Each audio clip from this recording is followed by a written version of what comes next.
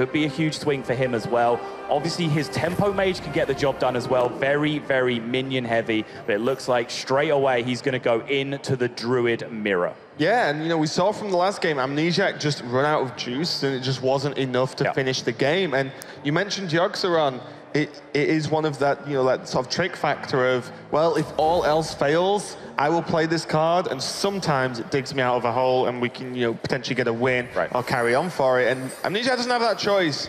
As you said, it's going to be the Druid mirror. Both players with some form of ramp, Maya Keeper from Amnesiac, but Maya Keeper and now double Wild Growth, and throw in an Innovate. Pavel's going to be feeling pretty good about this opening hand so far. Just for clarity, we have one player with some kind of ramp, and we have another player with all the ramp. of the ramp. Literally all of it. Pavel here, definitely in an advantageous situation. So much ramp available to him. He's going to go all the way through to Maya Keeper. I think I like this line, just ramping up straight away with the Maya Keeper, has the Wild Growth to curve out with afterwards. So Amnesiac going to be right on the back foot from the get-go here.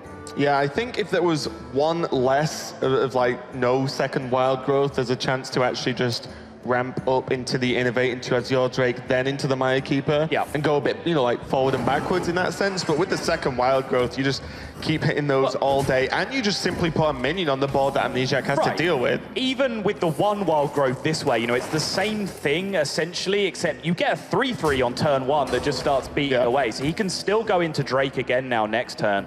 So I like this line overall from Pavel, but Amnesiac here, he finds himself on the back foot. Still no ramp options available. He does now have a clean way to take care of the 3/3 at least and stop the beatdown of that coming.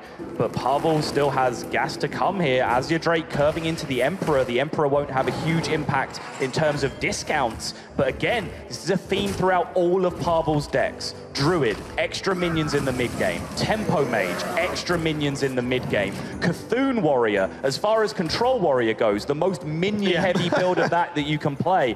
Pavel is a guy that just likes sticking idiots on the board and hitting you in the face with them. Can't even argue with him on that one. It seems to be a pretty good strategy. It's got him extremely far. We are in the top 8 of the Hearthstone World Championships here at Blizzcon, and Pavel, I was literally about to say, when you get this very ramp-heavy start, you can run dry a little bit and kind of just use all of your cards to ramp and then only have a thing to do per turn. Sometimes that's not enough if you have a dead draw of a Wrath or something like that. It can be kind of awkward to work everything in. But Pavel's draws after that Azure Drake are looking pretty good. Now, multiple 6-drop options.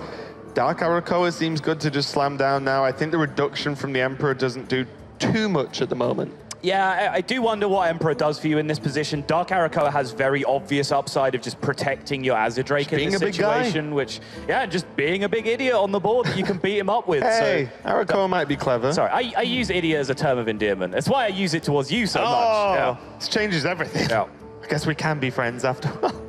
But yeah, I favor the Dark Arakoa in this situation for that exact reason. He's already committed the Drake attack to face, so he's thinking about how to protect it at this point, and I think the Arakoa is my pick, but Pavel disagrees, so I'm interested into what his thought process here. What discounts is he particularly getting benefit out of here? Yeah, I think the main thing I thought is looking at that Wild Growth, the reduction to 1 mana is nice, but he's a long way away from using that as a 1 mana cycler card. And does he really need to 1 mana ramp into anything when he has Arakoa, has Arcane Giant? I suppose it does make the Wild Growth the old, just play a spell, gain a mana, and reduce the Giant by a mana, so it's always playable next turn in combination with that Giant. Amnesiac, again, not been getting the best of Raven Idols, it has to be said. Starfall is a reasonable pickup here. Power of the Wild as well as a usable tool. Actually, even Savagery, the fact he has the Feral Rage in his hand is at least a playable card, but he's not getting any of the super high value cards. Basically, he's not picking up additional copies of cards that you chose to put in your deck, which is what you are looking for most of the time. Yeah, it's kind of tough as well. With the Feral Rage plus Hero Power, if he had 1 more mana, he could Savagery and clear the board, which would have been really nice, but not going to be quite enough. Power of the Wild looks like the option for him, though. Gonna just bank that, save it a bit for later, I feel. Unless he wants to play it now and just put a 3/2 on the board, but just naturally just dies to everything anyway. Yeah, he's obligated. His mana's too restricted this turn anyway. He's obligated to address the threats on board, so doesn't have room to fit in the Power of the Wild, but he's just trying to find a way to make a counter push later. Didn't think the other spells were going to be particularly useful, and the hits just keep on coming from Pavel in this situation. 5-7 on the board. He is just pushing the damage right now, and he has a couple more threats left over, although that Yogg is not a big deal now. Only a 3-spell Yogg, of course. Arcane Giant costing 8 with the 1 Emperor discount as well. Yep. Yeah, he's just going to continue with the game plan of just punched him in the face. Amnesiac only on 17 now, Pavel sitting pretty at 30. And Amnesiac just doesn't have great stuff. This can happen sometimes where you have Arcane Giants that just haven't been reduced that much because you've drawn them quite early. The lack of spell ramp that Amnesiac's been missing this game is hurting him. And just not a lot he can really do. The Nourish is the chance, though.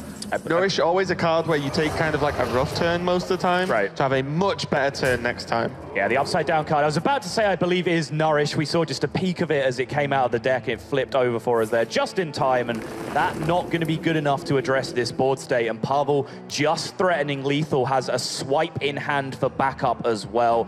Amnesiac gets offered the swipe from the Raven Idol, so he does have at least some removal options available to him, but not nearly enough to address this board state. And that is going to be it.